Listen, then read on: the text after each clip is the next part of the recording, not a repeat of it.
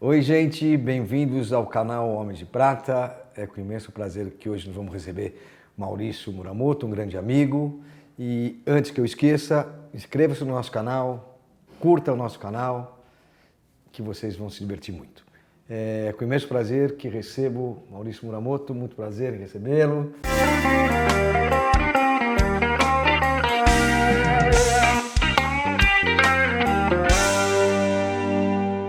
Meu nome é Maurício Muramoto, eu tenho 66 anos, casado, tenho 2 filhos. Os filhos não quiseram seguir a profissão do pai, né? Sou engenheiro, os filhos não, chega de engenheiro, então são administradores de empresa e foram por um outro caminho. Tenho um neto, fase de curtição de neto, vai fazer 3 anos agora, então é uma fase muito boa, ainda uma fase mais dócil, que dá para fazer muita coisa, não é aquela rebeldia, então tem que curtir muito. Eu estou aposentado já há 6 anos, mas eu continuo fazendo algumas atividades, então falta um pouquinho de tempo, mas dá para curtir. Trabalhei muito na minha vida, entendeu? Então hoje eu tento curtir um pouco, aproveitar um pouco a vida, porque senão você sabe como é que é, né?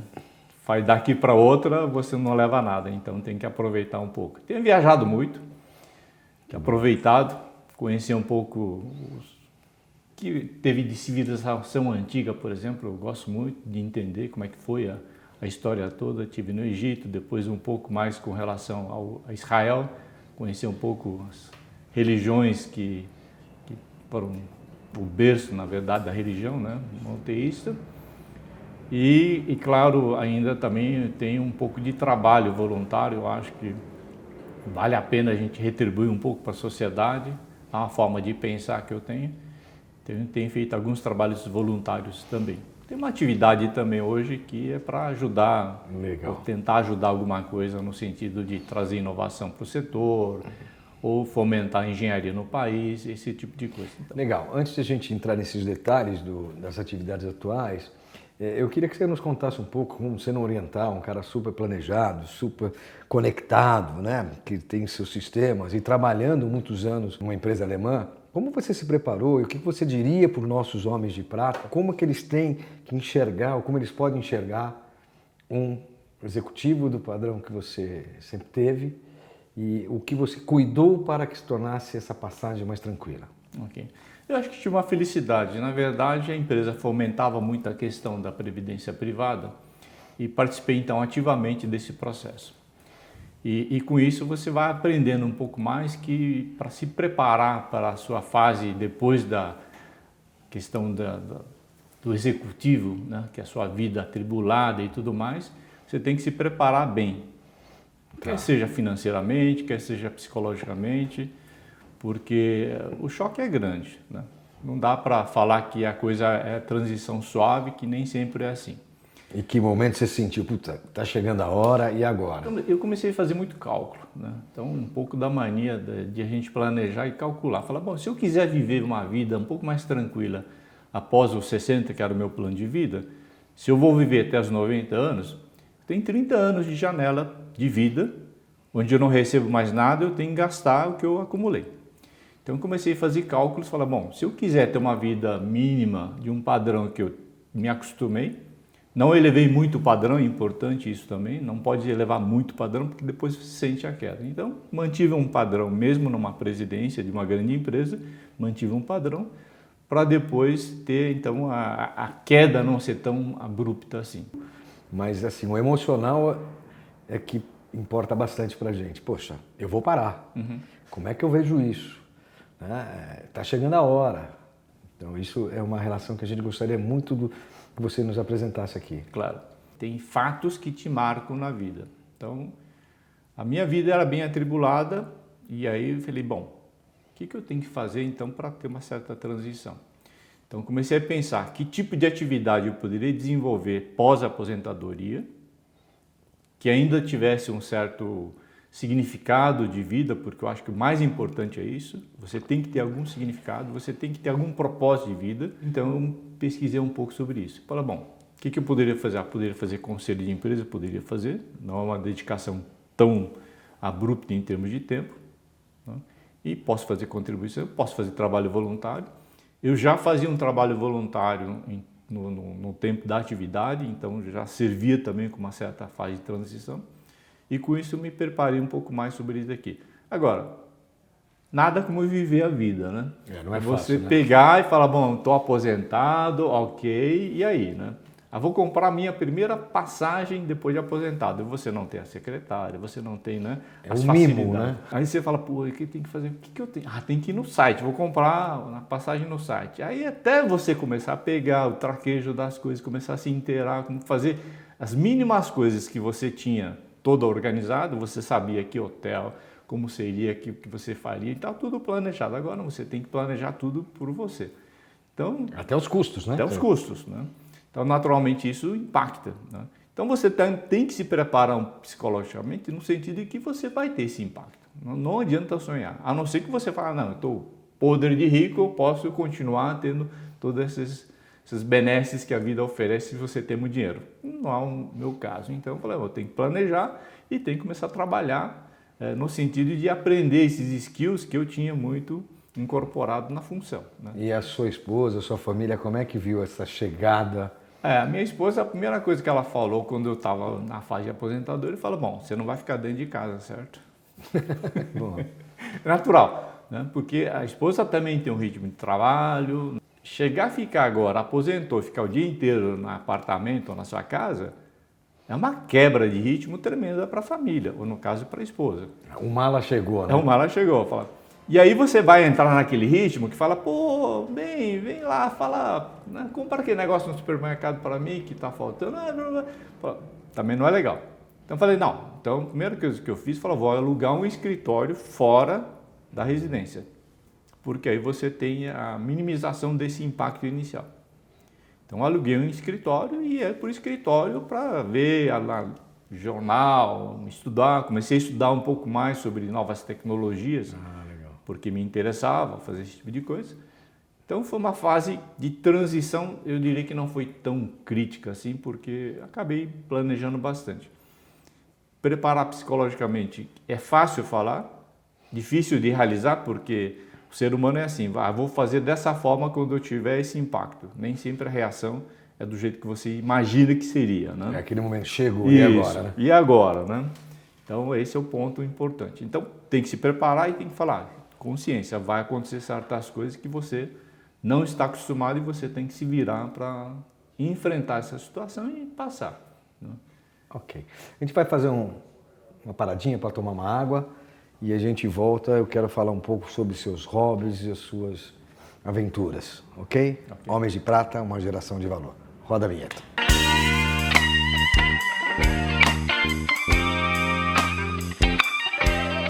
Voltamos agora com Maurício Muramoto, que está dando uma aula de japonês e alemão para a gente. Desculpa a brincadeira, Maurício. Ele é oriental, mas só trabalhou em empresa alemã. Na Siemens, na Continental, ele tem uma vida profissional em empresas alemãs. Por isso que eu brinco com ele e tomo a liberdade de brincar. Muramoto, conta para a gente um pouquinho esse trabalho social que você, no bloco passado, comentou muito por cima, que eu sei que você faz um trabalho legal na VDI, e também no Sindipeças. Como é que é isso? Porque isso faz parte, inclusive, da sua passagem dos 50 para frente, desse período de transição. Perfeito? Perfeito. É isso? Eu acredito que a gente tem alguma retribuição a fazer para a sociedade, né? É uma forma de pensar minha. Eu tive uma infância não foi muito fácil, né? Até os 9 anos eu andava descalço e morava na casa de sapê. Meu pai trabalhava muito para tentar dar uma educação. Posteriormente, ele comprou um boteco na cidade para poder sustentar. Em São Paulo? Não, foi em São José dos Campos. São José dos Campos. E ele trabalhava muito, então ele abria 4h30 da manhã para pegar a turma que ia para a fábrica e fechava meia-noite. Então, aos 12 eu já vendia pinga no boteco. Boa. Japonês cachaceiro. Só que eu vendia, não tomava. E cheguei lá, um cargo de presidência de uma grande multinacional. Então eu cheguei, eu diria que tive uma galgada de posição importante e interessante. Bacana. Eu tenho um pouco esse lado de que eu acho que eu poderia retribuir um pouco para a sociedade o privilégio que eu tive de galgar essas posições. Naturalmente, fiz muito esforço para isso também. Com certeza. Fizemos um trabalho voluntário ainda no tempo de atividade, que era para fomentar a questão de menores carentes. Nós fizemos um instituto e a nossa missão era angariar fundos para distribuir para as entidades que nós tínhamos então, como entidades que nós tínhamos fazíamos o suporte, exatamente para propiciar então um pouco de educação. Que faixa etária? As crianças que ficavam lá entravam desde bebê até os 18 anos, que era a faixa permitida. Depois dos 18 eles tinham que deixar. Então nós imaginamos que se a criança tivesse uma certa formação, a mínima que tivesse, ela teria mais chance de progredir na vida. Então era uma atividade que gratificante, né? É gratificante e a gente entendia também com isso o que é o país, né? Então você viver um mundo corporativo com tudo que a gente tem de regalias, pelo fato de você ter um cargo de presidente, e enxergar uma realidade dura, nua e crua de uma entidade que acolhe menores carentes. Hoje eu tenho uma atividade que é estar tentando fomentar um pouco uma engenharia no país. Eu sempre tive essa vontade de ter a engenharia no país muito mais desenvolvida. Infelizmente a gente não tem essa condição. Então a AVDEI, que é uma associação de engenheiros Brasil e Alemanha, eu presido a entidade e nós temos então diversas atividades para fomentar, primeiro, a questão do envolvimento da academia com as empresas, porque é uma coisa que a gente tem que fomentar no país, que é deficitário, e também fomentar o desenvolvimento da engenharia no país. Então eu faço isso. Na VDI? Na VDI. Tá. Sindipeças, eu tenho uma atividade hoje, eu tenho uma certa remuneração, mas eu fiz também mentoria e faço mentoria no Sindipeças para dar apoio às pequenas e às médias empresas, onde eu acho que tem que ter um pouco mais de atenção, porque o setor aqui também vai passar por grandes modificações. E acumulo hoje também a diretoria de inovação do Sindipeças, exatamente trazendo essa preocupação das grandes mudanças que nós teremos no setor automotivo e, portanto, as empresas estarão afetas por essa mudança desses paradigmas, das rupturas que nós teremos no futuro. O comportamento mudou bastante, hoje a mobilidade é tudo. Antigamente nós tínhamos a paixão de 18 anos tirar a carteira de motorista, né? 18, carteira de motorista, e ter o carro. O Fusquinha, né? Fusquinha, né? Mas que era um símbolo, um status.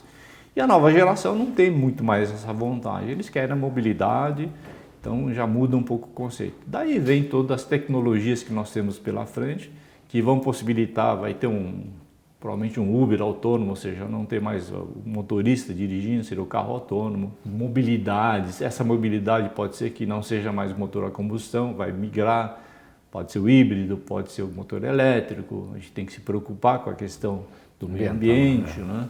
Pega e fala, bom, pode ser um pouco de contrassenso, a nova geração pensa dessa forma. Por que um carro de quase 1 tonelada tem que se movimentar para levar um indivíduo de 70, 80 quilos, né?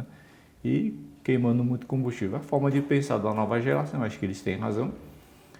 Foi uma fase. Né? Vocês aí, moleque, essa eu não tinha pensado. Estamos mudando.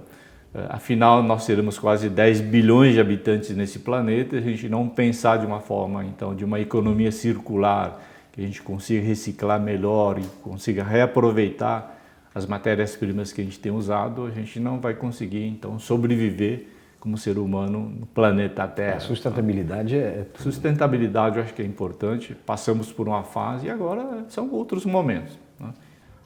E com essa visão, o que você diria para os nossos homens de prata, os cuidados que ele tem que ter, pensando em sustentabilidade, pensando nessa transição, o que eles podem ter de cuidados e o que você recomendaria para eles? Eu diria que eu não pensava muito dessa forma, não, né? Então, na fase, vamos dizer, que você está no dia a dia, é difícil você ficar pensando em coisas fora da sua atividade principal, que já é árdua, difícil, tem suas grandes dificuldades. Passou para a fase pós, né, essa vida agitada, a gente tem que começar a refletir um pouco mais sobre tudo isso. Quer seja na sociedade, quer seja o impacto que a gente pode causar na sociedade, né, qual seria o nosso propósito de uma fase depois que a gente fez uma contribuição na fase ativa e depois como continuar essa contribuição de uma forma um pouco mais ampla, um pouco mais holística, pensando em todos os aspectos envolvidos na nossa sociedade, na nossa vida. E a gente tem mais tempo para isso. Eu comecei estudando tecnologias, como as tecnologias poderiam ser impactantes no futuro e como é que a gente poderia, então, trabalhar dessa forma. Como fazer a tradução até um pouco dessa tecnologia para o pessoal. Então, acho que essa é uma forma interessante. Queira ou não queira, a gente tem que se ocupar, né? É importante, o aposentado não pode se desocupar. Senão vai ficar indo no mercado para a mulher, né? Fica fazendo compra. Tecnologia é um assunto que me interessa. Por um lado, é fascinante. Por outro lado, às vezes, aterrorizante. Mas, de qualquer maneira, a nossa geração, a gente tem muito problema com lidar com tecnologia. Eu mesmo tenho algumas dificuldades e tenho aprendido todo dia, principalmente com a equipe que está trabalhando com a gente, cada dia é uma novidade. E, às vezes, a gente fica com vergonha até de, poxa, pedir informação. E acho bacana você falar disso, sobre as tecnologias, porque está no nosso dia a dia e muitos de nós que estão atrás da câmera, estão nos vendo, às vezes não tem coragem de falar e não vão buscar informação sobre tecnologia. Claro. E hoje não pode deixar de ter isso. Não, tem que mergulhar de cabeça. Não é fácil, né? Não é fácil porque essa nova geração aqui, eles manipulam, fazem. Você pergunta, faz assim. Eu não entendi, cara, né? Faz de novo, tá certo? É assim, são né? muito devagar. Os caras falam, pô, pai, você tá devagar demais, né? Pô, é assim, blá, blá, né? Nós somos analógicos ainda, nós estamos tentando entrar no digital, aí o pessoal já está fugindo do digital, está indo para outras coisas. Eles não sabem o que é um fax. Pois é, né? Telex. Não, aí você também já forçou, porra. Telex também, pô, quer jogar a gente muito para trás, para com isso. Somos só homens de prata, não homens de platina. Mas se você pensar em tecnologias, por que é aterrorizante? Porque, queira ou não queira, a inteligência artificial começou a desenvolver como inteligência artificial mesmo, há pouco tempo. Faz 10 anos, né? Menos de 10 anos. Até então falava em cérebro eletrônico, computador, que nada mais é do que era uma programação. A gente programava o computador e ele fazia direitinho o que a gente programava. Hoje não. Ele aprende. Aprende. E nos ensina. E vai começar a ensinar. E a pergunta é, será que vamos virar escravo dos computadores? Eu vou ficar escravo da criançada. E aí começa a pensar nos filmes de ficção científica e você começa a imaginar. E muitas das coisas que se falava em ficção científica hoje é realidade. Não é? É verdade. Então daqui a pouco vai ter carro voador autônomo, já estão começando a experimentar esse tipo de coisa. Drones para entregar as coisas vai ser coisa também corriqueira. Então o impacto disso para a sociedade é enorme. E a mudança, a velocidade é muito rápida. Mas por isso que eu falo, acho que os homens de prata se preparem, porque tem um pouco de tempo. Usem esse tempo para descobrir coisas novas, tecnologias. Tem gente que não gosta de tecnologia, tá bom, hobby, faça outras coisas, entendeu? Joga videogame com videogame, né? Vai perder todas. Não tem problema, mas pratica a cabeça. Tá certo? Mas tá mexendo, tá aprendendo, né? O Cid fica só rindo.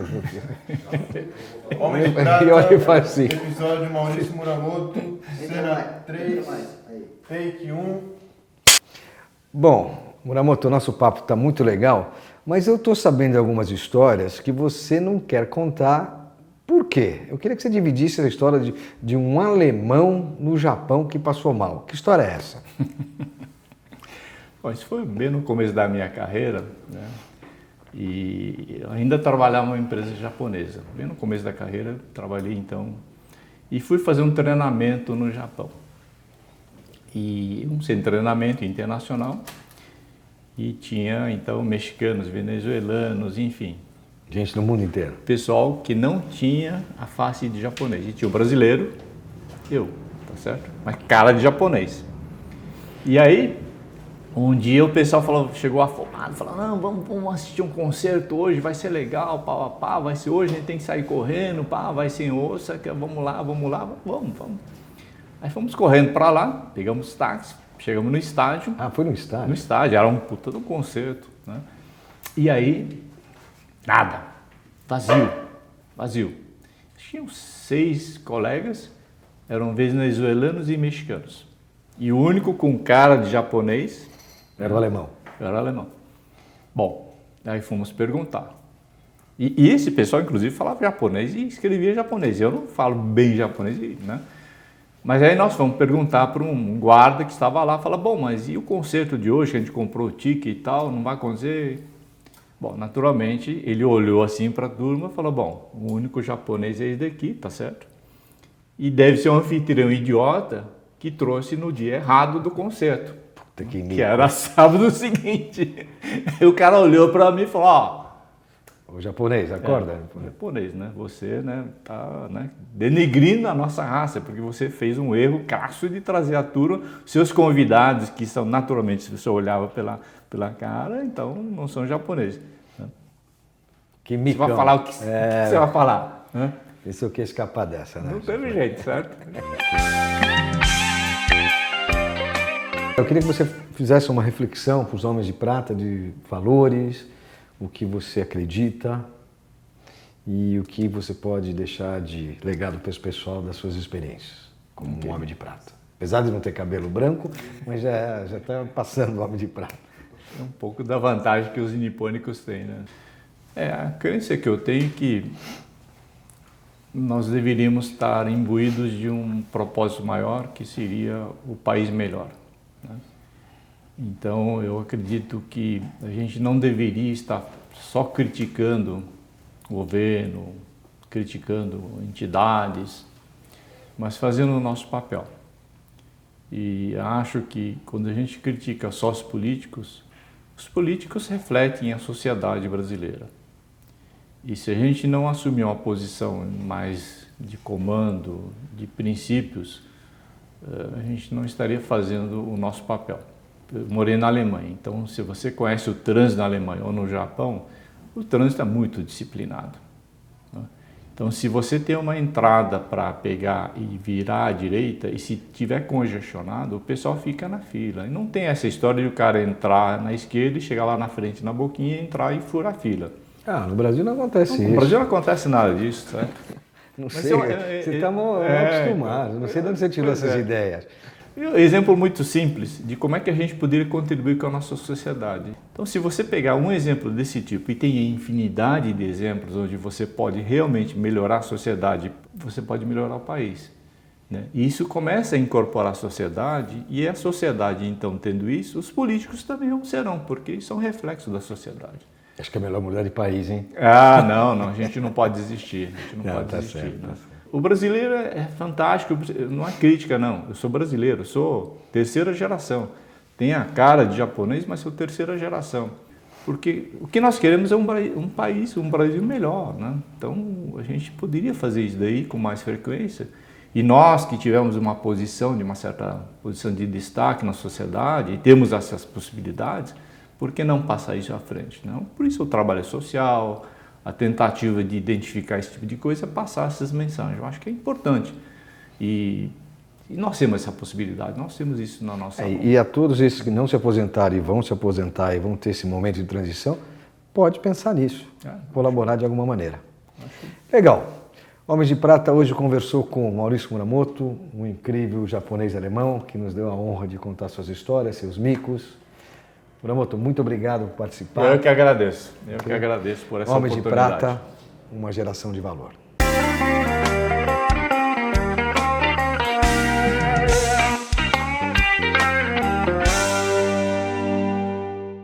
E isso me motiva muito, né? Então, me sinto muito vivo. Acho que é importante isso, você se sentir vivo com um propósito de realização, de fazer alguma coisa, passar uma mensagem, e é isso que importa para a gente.